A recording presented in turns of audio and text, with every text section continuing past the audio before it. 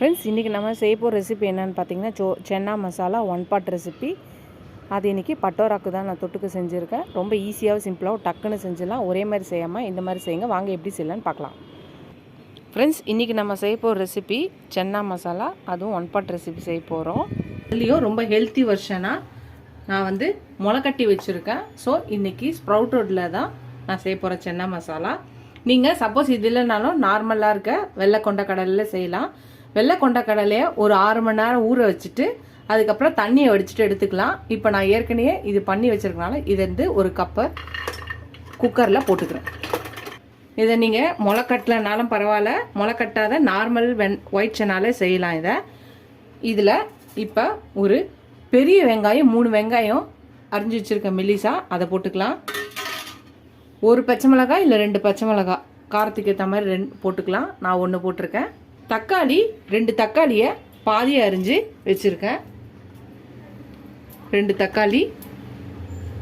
அதுக்கப்புறம் இந்த மாதிரி ஒரு வெள்ளை துணியில் ஒரு பிரிஞ்சி இலை, ஒரு சின்ன துண்டு பட்டை, அதுக்கப்புறம் கருப்பு ஏலக்காய் 2, 3 லவங்கம். இப்போ இது எல்லாத்தையும் முடி போட்டுக்கலாம். நம்ம முடி போட்ட இதுக்குள்ளே வச்சிடலாம். நீங்கள் இந்த சென்னா மசாலா கருப்பாக வரணும்னு நினச்சிங்கன்னா இந்த துணிக்குள்ளேயே டீ தூள் 1 ஸ்பூன் போட்டுக்கலாம். போட்டுட்டு முடி போட்டுக்கலாம். இப்போ இது முங்குற அளவுக்கு தண்ணி ஊற்றிக்கலாம். முங்குற அளவு தண்ணி ஊற்றியாச்சு. இதுக்கு தேவையான உப்பு போட்டுக்கலாம். இப்போ குக்கர் மூடி போட்டு மூடிட்டு விசில் போட்டு 8 விசில் வைக்கணும். 8 விசில் ப்ரெஷர் இறங்கணும்னு ஓப்பன் பண்ணலாம். ஃப்ரெண்ட்ஸ், நம்ம 8 விசில் வச்சு எடுத்தாச்சு. நம்ம இந்த ஸ்பைசஸை எடுத்துடலாம்.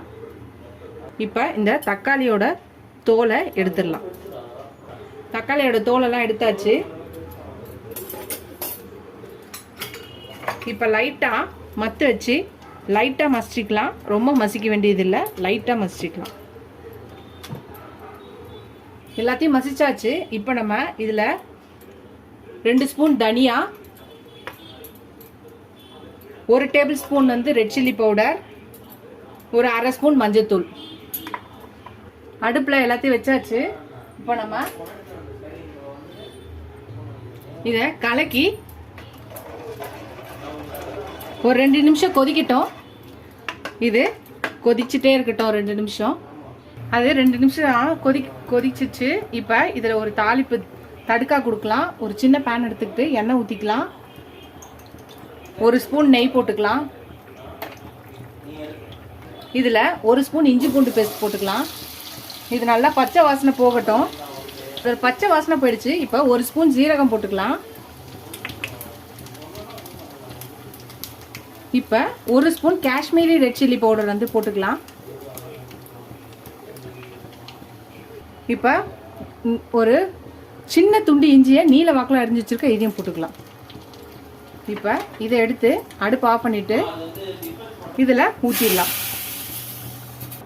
இப்போ இதை கலக்கிக்கலாம்.